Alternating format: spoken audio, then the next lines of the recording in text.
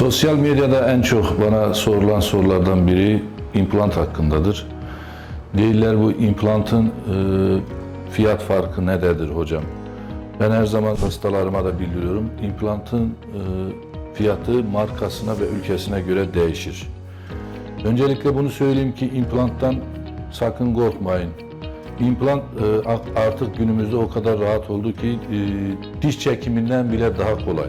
Biraz implant hakkında size malumat vermek isterim. İmplant bakır vakalara göre 2 aşamalı bir prosedürdür. Öncelikle çenenize şöyle bir küçük bir vida yerleştiriliyor. Diş eksikliğiniz olan bölgede. Hansı yerdeki kemiğimiz yaxşıdır. Oraya bir implant bağlandıktan sonra onun bir bekleme süreci var. Alt çene farklı, üst çene farklı zaman süresi var.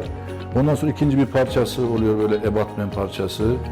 Bu osteointegrasyon devrinden sonra ikinci parçasını biz çenenize yerleştiriyoruz.